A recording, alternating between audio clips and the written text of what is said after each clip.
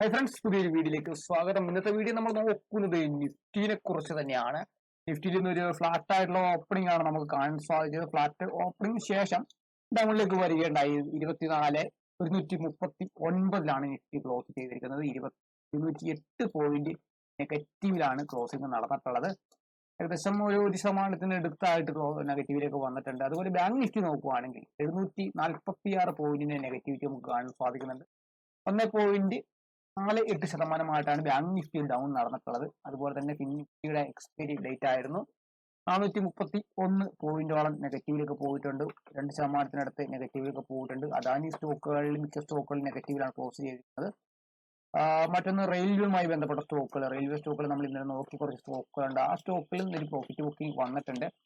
നിഫ്റ്റിയും bank നിഫ്റ്റിയും ഇടിയാനുള്ള പ്രധാനപ്പെട്ട കാരണം HDFC ബാങ്കിന്റെ സ്റ്റോക്ക് നല്ല രീതിയിൽ HDFC ബാങ്ക് നല്ല രീതിയിൽ ഇടിഞ്ഞിട്ടുണ്ട്. അവിടെ ആ ഒരു ഇടിവ് തന്നെയാണ് തീർച്ചയായിട്ടും ബാങ്ക് നിഫ്റ്റിക്ക് ഇത്ര വലിയ രീതിയിലുള്ള സെൽ ഓഫിലേക്ക് അല്ലെങ്കിൽ ഡൗണിലേക്ക് പോയിട്ടുള്ളത്. നമുക്ക് നോക്കി കഴിഞ്ഞാൽ അറിയാൻ സാധിക്കുന്ന അദാനിയുടെ 3 സ്റ്റോക്കുകളാണ് പോസിറ്റീവിലുള്ളത്. അതുപോലെ കൊച്ചിൻ ഷിപ്പ്യാർഡ് എന്ന് പറയുന്ന സ്റ്റോക്ക് ഡൗണിലേക്കാണ് വന്നിരിക്കുന്നത്. ഇന്നലെ നമ്മൾ നോക്കിയ മറ്റൊരു സ്റ്റോക്കായിരുന്നു ഷിപ്പിംഗ് കോർപ്പറേഷൻ ഇന്ത്യ എന്ന് പറയുന്ന സ്റ്റോക്ക്. ആ സ്റ്റോക്ക് നെഗറ്റീവിലേക്ക് വന്നിട്ടുണ്ട്. അതുപോലെ തന്നെ നമുക്ക് ഇനോക്സ് വിൻഡ് എന്ന് പറയുന്ന സ്റ്റോക്ക്, അതായത് സോളാർ എനർജിയുമായി ബന്ധപ്പെട്ട സ്റ്റോക്കാണ്. ആ സ്റ്റോക്ക് 4% അപ്പ് മൂവ്മെന്റിലേക്ക് വന്നിട്ടുണ്ട്. അവർക്കൊരു പുതിയ ഒരു ഓർഡർ ബുക്ക് കിട്ടിയിട്ടുണ്ട്. ആ ഓർഡർ വിൻ ചെയ്തിട്ടാണ് സ്റ്റോക്ക് മൂവ്മെന്റ് അടിച്ചത്. അതുപോലെ മറ്റൊരു സ്റ്റോക്ക് HDFC ബാങ്ക് ആണ്. HDFC ബാങ്ക് അതുപോലെ FACT 4% ഡൗൺ ആയിട്ടുണ്ട്. സ്റ്റോക്ക് FACT ഡൗൺ ആവാനുള്ള കാര്യം എന്ന് പറയുന്നത് അവരുടെ Q1 റിസൾട്ടിൽ ലോസ് ആണ് കാണിച്ചിട്ടുള്ളത്. ഏകദേശം 48 കോടി നെറ്റ് ലോസ് എന്ന് പറയുന്നത് തന്നെയാണ് കാണുന്നത്. മറ്റൊരു സ്റ്റോക്ക് നമ്മൾ നോക്കുകയാണെങ്കിൽ നമ്മുടെ ഒല ഇലക്ട്രിക് എന്ന് പറയുന്ന സ്റ്റോക്ക്, അത് ഡൗണിലേക്ക് വന്നിട്ടുണ്ട്. സ്റ്റോക്ക് ഡൗൺ ആണ് വന്നിരിക്കുന്നത്. അപ്പോൾ നമുക്ക് ഈ ടിറ്റകൻ വാഗൺസിലേക്ക് ഒരു പ്രോഫിറ്റ് ബുക്കിങ്ങിന്റെ ഭാഗമായിട്ടാണ് ഡൗണിലേക്ക് വന്നത് എന്ന് നമുക്ക് കരുതാൻ. 50 രൂപ ഇടിഞ്ഞിട്ടുണ്ട്. അതുപോലെ RVNL 6 രൂപയോളം ഇടിവ് കാണാൻ സാധിക്കുന്നുണ്ട്. അപ്പോൾ FIDA ഡാറ്റ നമ്മൾ നോക്കുകയാണെങ്കിൽ FI സെല്ലിംഗ് തന്നെയായിരിക്കും. FI തീർച്ചയായിട്ടും കുറച്ച് 2 ദിവസങ്ങളായിട്ട് സെല്ലിങ്ങിലാണ്. അതുപോലെ DIA പർച്ചേസ് ചെയ്യാനും സാധ്യതയുണ്ട്. FI സെല്ല് ചെയ്യുന്നതൊക്കെ DIA പർച്ചേസ് ചെയ്യുന്നതാണ് സ്വാഭാവികമായിട്ട് കാണാറുള്ളത്. അപ്പോൾ HDFC ബാങ്ക് ഡൗണിലേക്ക് വരാനുള്ള കാര്യം അവരുടെ വെയിറ്റേജുമായി ബന്ധപ്പെട്ട ഇഷ്യൂ ഉള്ളത് കൊണ്ടാണ്. MSCI വെയിറ്റേജ്, മോർഗൻ സ്റ്റാർലിയുടെ ക്യാപിറ്റൽ ഇന്റർനാഷണലിന്റെ ഗ്ലോബൽ സ്റ്റാൻഡേർഡ് ഇൻഡെക്സിന്റെ വെയിറ്റേജ് മായി ബന്ധപ്പെട്ട ഇഷ്യൂസ്, ആ വെയിറ്റേജ് കൂട്ടും കുറയ്ക്കുകയും ചെയ്യുന്നതിന്റെ കാര്യം ഉള്ളത് കൊണ്ട് തന്നെയാണ് HDFC ബാങ്ക് ഡൗണിലേക്ക് വന്നിരിക്കുന്നത്. ഇപ്പൊ നമ്മൾ ഗ്ലോബൽ മാർക്കറ്റ് ഒക്കെ ചെക്ക് ചെയ്യുമ്പോൾ ഗ്ലോബൽ മാർക്കറ്റ് പോസിറ്റീവിലാണ് നിൽക്കുന്നത്. ഇപ്പോൾ നമ്മുടെ ഗിഫ്റ്റ് നിഫ്റ്റി ഏകദേശം ഒരു 50 പോയിന്റിന് അടുത്തോളം പോസിറ്റീവിലേക്ക് വന്നിട്ടുണ്ട്.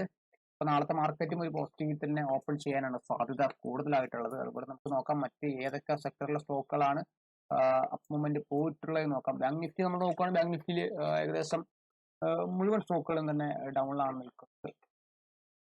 നോക്കാം ഏതൊക്കെ സ്റ്റോക്കുകൾ. HDFC ബാങ്ക്, SBI ഒക്കെ 15 രൂപയോളം ഡൗണിലേക്ക് പോയിട്ടുണ്ട്. അതുപോലെ ഇൻഡസ്ഇൻഡ് ബാങ്ക്, IDFC സ്റ്റോക്ക് ഡൗണിലാണ്. കൊടാക് മഹേന്ദ്ര ബാങ്ക് 20 രൂപ ഡൗണിലേക്ക് പോയിട്ടുണ്ട്. Bandhan bank, RBL bank, bank sector എല്ലാം ഡൗൺ തന്നെയാണ് നിൽക്കുന്നത്. അതുപോലെ തന്നെ നമുക്ക് മറ്റ് ഏതെങ്കിലും സ്റ്റോക്ക്, അദാനി സ്റ്റോക്ക് നമ്മൾ നോക്കിയതാണ്, അദാനി ഡൗണിലാണ് നിൽക്കുന്നത്. വേറെ കുറച്ച് സ്റ്റോക്കുകൾ നോക്കാം. ആ സ്റ്റോക്കിലൊക്കെ പോസിറ്റീവിലാണ് നിൽക്കുന്നത്. ശോഭാസ് എന്ന് പറയുന്ന സ്റ്റോക്ക് നെഗറ്റീവിലാണ്. അതുപോലെ KNL കൺസ്ട്രക്ഷൻ നമ്മൾ നേരത്തെ നോക്കിയിട്ടുള്ള സ്റ്റോക്കാണ്. അതുപോലെ PNC ഇൻഫ്രാടെക് ആ സ്റ്റോക്ക് നെഗറ്റീവിലാണ് വന്നിട്ടുണ്ട്. JR ഇൻഫ്രാ പ്രൊജക്ട് സ്റ്റോക്ക് നെഗറ്റീവിലാണ്. മാരിക്കോ സ്റ്റോക്ക് ഇന്ന് പോസിറ്റീവിലേക്ക് വന്നിട്ടുണ്ട്. മാരിക്കോ കഴിഞ്ഞ ദിവസങ്ങളൊക്കെ നെഗറ്റീവിലായിരുന്നു മാരിക്കോ സ്റ്റോക്ക്. അപ്പൊ നാളത്തെ മാർക്കറ്റിൽ നമുക്ക് അനലൈസ് ചെയ്ത് നോക്കാം. നിഫ്റ്റിയിൽ എങ്ങനെയായിരിക്കും നാളെ ട്രാവൽ ചെയ്യുക, അല്ലെങ്കിൽ കൂടുതലായിട്ട് നമ്മൾ നിഫ്റ്റിയിലെ ഏതൊക്കെ ലെവലുകൾ നമ്മൾ നോക്കണമെന്ന് നോക്കാം. അപ്പോൾ ഇന്നത്തെ ഒരു മാർക്കറ്റ് നമുക്ക് പറയാം ഫ്ലാറ്റ് ഓപ്പണിംഗ് ആയിരുന്നു. ഫ്ലാറ്റ് ഓപ്പണിംഗിന് ശേഷം താഴത്തേക്ക് വന്നിട്ടുണ്ട്. ഇവിടെ 24,300 സസ്റ്റൈൻ ചെയ്യാൻ സാധിച്ചിട്ടില്ല. അപ്പോൾ നമ്മൾ ഇന്നലെ പറഞ്ഞ ലെവൽ എന്ന് പറഞ്ഞാൽ ഇവിടെ റെസിസ്റ്റൻസ് മേഖലയാണ്. 24,300 മൾട്ടിപ്പിൾ ടൈംസ് ടച്ച് ചെയ്തിട്ടുണ്ട്. അവിടെ ഭയങ്കര രീതിയിലുള്ള ബൈയിങ് നടക്കുന്ന ഏരിയ ആയിട്ട് മാറുന്നുണ്ട്. അപ്പോൾ മറ്റൊരു സപ്പോർട്ട് എന്ന് പറയുന്നത് 23,973 എന്ന് പറയുന്ന ലെവലാണ്. ഈ ലെവലിൽ തന്നെയാണ് ഞാൻ നാളെ സപ്പോർട്ടായിട്ട് നോക്കുന്നത്. ഈ ഒരു ലെവലിൽ തന്നെ നമുക്ക് നോക്കാം. ഇവിടെ ചെയ്ത് താഴത്തിട്ട് പോകുമെന്ന് നോക്കാം. മറ്റൊന്ന് റെസിസ്റ്റൻസ് ആയിട്ട് നോക്കുമ്പോൾ നമുക്ക് ഇന്ന് എടുത്തിരിക്കുന്ന 24,170 ഈ ലെവലിൽ മാറ്റമൊന്നും ഞാൻ വരുത്തുന്നില്ല. ആ ലെവലിൽ തന്നെ ആയിട്ട് നോക്കാം. ഗ്യാപ്പ് ആണെങ്കിൽ തിരിച്ച് ഇവിടെ റീടെസ്റ്റ് ചെയ്തിട്ട് 24,170 റീടെസ്റ്റ് ചെയ്തിട്ട് മുകളിലേക്ക് പോവുകയാണെങ്കിൽ 24,200 എന്ന് പറയുന്ന സൈക്കോളജിക്കൽ ലെവലും അതുപോലെ തന്നെ നമുക്ക് 24,300 എന്ന് പറയുന്ന നമ്മുടെ റെസിസ്റ്റൻസ് പോയിന്റ് നമുക്കുണ്ട്. ഈ പോയിന്റുകളാണ് നമ്മൾ നോക്കുന്നത്. ഇപ്പോൾ താഴത്തേക്ക് വരുവാണെങ്കിൽ നമുക്ക് നോക്കിക്കഴിഞ്ഞാൽ 23,900 എന്ന് പറയുന്ന ലെവലൊക്കെ ഉണ്ട്. ഈ ലെവലൊക്കെ സപ്പോർട്ട് എടുക്കുന്നുണ്ടോ എന്ന് നമുക്ക് വാച്ച് ചെയ്യാം.